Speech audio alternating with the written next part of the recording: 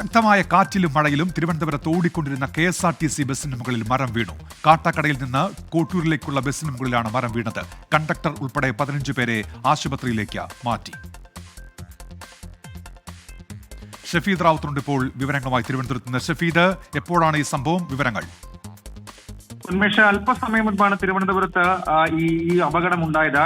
ഏതാണ്ട് 3 മണി മുതൽ തിരുവനന്തപുരത്തിന്റെ മലയോര മേഖലയിൽ, പ്രത്യേകിച്ച് കാട്ടാക്കട നെടുമങ്ങാട് ഭാഗങ്ങളിൽ കാര്യമായ മഴയും ശക്തിയായിട്ടുള്ള കാറ്റും വീശിയിരുന്നു. ഇതിന് പിന്നാലെയാണ് കാട്ടാക്കട ഡിപ്പോയിൽ നിന്നും കോട്ടൂരേക്ക് സർവീസ് നടത്തിയിരുന്ന KSRTC ബസിന് മുകളിലേക്ക് മരം വീണത്.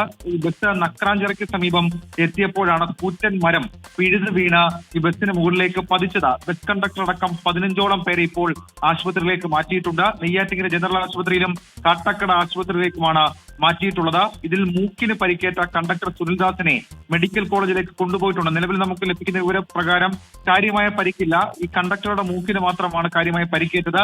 ഇയാളെ തിരുവനന്തപുരം മെഡിക്കൽ കോളേജിലേക്ക് മാറ്റി എന്നുള്ളതാണ് നമുക്ക് നിലവിൽ ലഭിക്കുന്ന വിവരം. ബാക്കിയുള്ളവരെ കാട്ടാക്കട ആശുപത്രിയിലും നെയ്യാറ്റിങ്കര ആശുപത്രിയിലേക്കുമായി മാറ്റിയിട്ടുണ്ട്. സാധാരണഗതിയിൽ ഈ നെയ്യാറ്റിങ്കര കാട്ടാക്കട ഭാഗത്ത് നിന്ന് പോകുന്ന സർവീസ് നടത്തുന്ന KSRTC ബസ്സാണ്. കാട്ടാക്കട ഡിപ്പോയിലെ KSRTC ബസ്സാണ് എന്നാണ് നിലവിൽ നമുക്ക് പ്രാഥമികമായി ലഭിക്കുന്ന വിവരം. ഉന്മേഷ്. ശരി ഷഫീദ് റാവുത്തറാണ് തിരുവനന്തപുരത്ത് നിന്ന് വിവരങ്ങൾ നൽകിയത്.